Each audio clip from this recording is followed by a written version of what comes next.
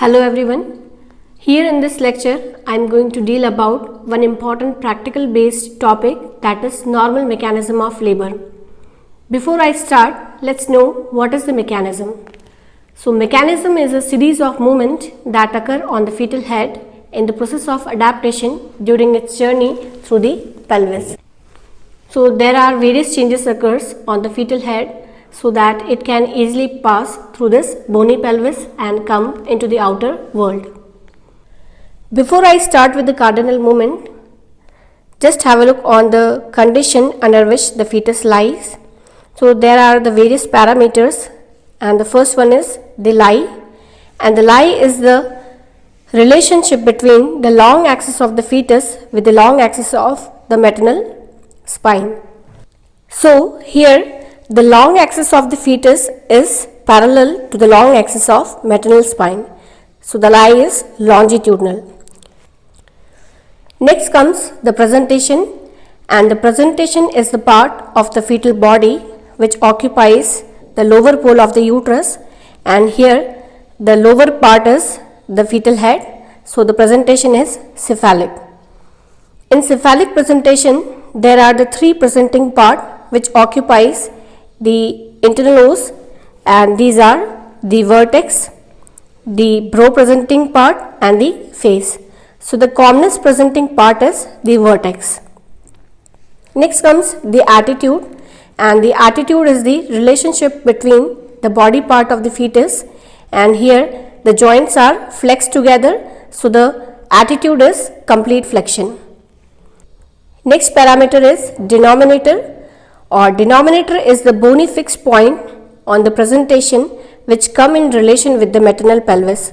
So here in the vertex, the denominator is the occiput, and the last comes the position, and this denominator or the bony fixed point come in relation with the 8th position on the maternal pelvis, and the commonest position is LOA, that is left occiput anterior, and the another one is ROA, that is right occiput anterior.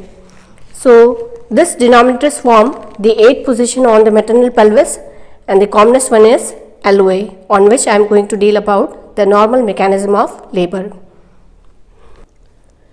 There are the basic principle through which the basic cardinal movements takes place, and the first one is descent, and the descent is a continuous process, and it starts with the first stage of labor and it ends with the delivery of the baby.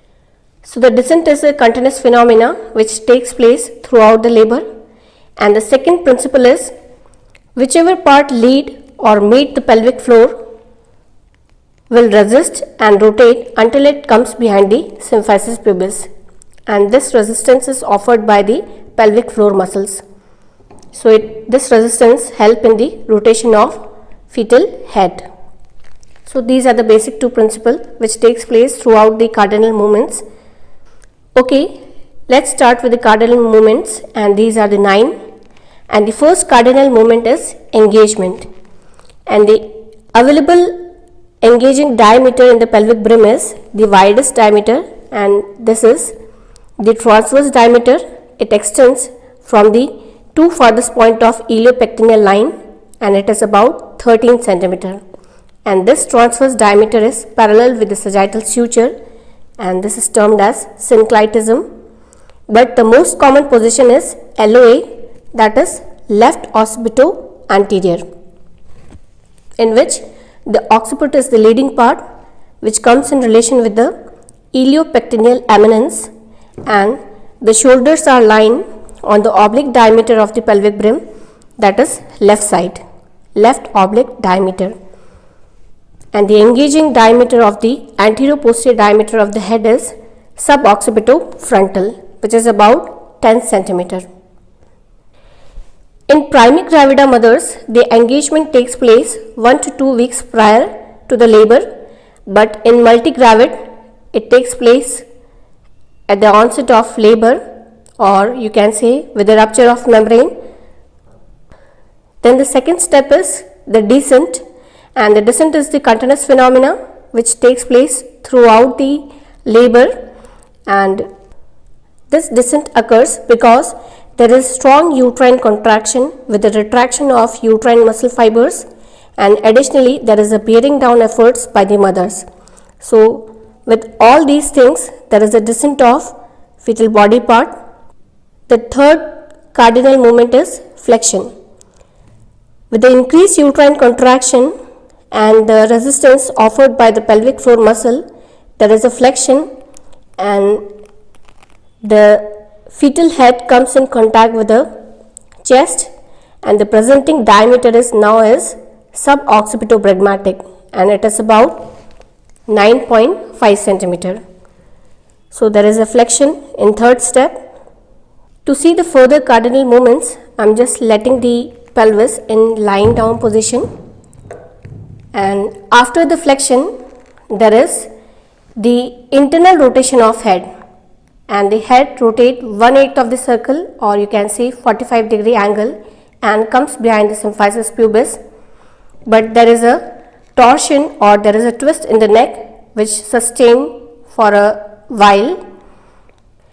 The internal rotation of head takes place because the pelvic floor muscles are hammock shaped, which offers the downward movement of the head, and after the internal rotation of head there is the crowning, in which the widest diameter in the transverse, the biparietal diameter, that is about 9.5 centimeter, stretches the vulval outlet, and as the contraction passes over, the head doesn't recede back into the uterine cavity. So this is the crowning. Next comes the extension of head, in which the vertex, then comes the brow and the face, and later on the chin are borne by the movement of extension, and after extension there is a restitution, in which there was a torsion of neck that was occur at the time of internal rotation of head was released over here, and there is no torsion remain backside. Next comes the internal rotation of shoulder, which was lying on the oblique diameter of the brim, is come behind the symphysis pubis, and it is externally visible by the external rotation of head. And the last cardinal movement is lateral flexion, in which the anterior shoulder sweep the subpubic arc and the posterior shoulder escape the perineum, and the rest of the body is borne by the movement of lateral flexion. So let's have a look on these all cardinal movements, and the cardinal movements are the engagement, descent, then comes flexion, internal rotation of head, then comes the crowning, after that the extension of head, restitution, internal rotation of shoulder with the external rotation of head, and the last one is the lateral flexion.